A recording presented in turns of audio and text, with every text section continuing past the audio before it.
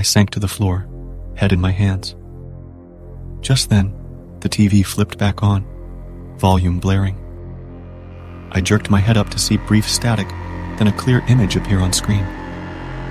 A news anchor was reporting a story about an escaped mental patient in my area who had murdered his family years before. They showed his photo. I screamed and pushed away from it with all my might. To my shock, the pale figure vanished into thin air. The lights suddenly came back on. I stood there shaking, looking around frantically. But I was alone. Had I imagined everything? My heart continued racing as I tried to slow my panicked breathing. I screamed and leapt up from the couch. Just as I did, the TV shut off, and all the lights went out, plunging me into darkness. Heavy footsteps pounded rapidly down the hall straight for me. Filled with terror, I ran blindly through the house towards the front door, crashing into furniture and walls in the blackness. I could hear the footsteps gaining on me, thudding heavily. I made it to the door, fumbling to unlock it. Just as I managed to unlock the deadbolt, a freezing cold hand grabbed my shoulder from behind. I spun around with a cry of horror to find myself face to face with the gaunt, pale visage from the window. My heart started racing. I rushed to the window and peered out into the darkness, seeing nothing. I closed the blinds, unnerved. I couldn't focus on the TV anymore, glancing nervously around the room. As I sat there on the couch, the chandelier light above me started flickering. The house was old, so I figured maybe the wiring was bad, but it gave me chills. Just then, I thought I heard floorboards creaking down the hall, like footsteps. I was home alone one night, sitting in the living room watching TV. It was a clear, moonlit night.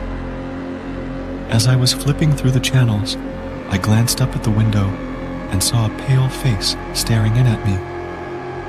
It had sunken eyes and a gaunt look. I jumped up, startled, but when I looked again, it was gone. I tried to convince myself it was just my imagination.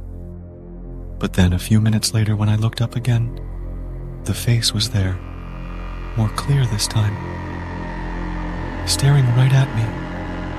I froze, listening, wondering if I was just hearing things in my frightened state. But the creaking continued, slowly making its way closer down the hall towards the living room. It sounded like distinct footsteps, one after the other. My throat went dry, and my heart pounded in my ears. The footsteps kept creeping closer in the darkness of the hall, but I was too scared to get up and run. Then suddenly they stopped. The light flickered faster now, making the shadows dance on the walls. Holding my breath, I listened intently, but didn't hear anything more. After a few intense moments, I worked up the courage to call out, "Who's there?" But there was no answer. Just then, the TV flipped channels rapidly on its own, the volume blaring loud static.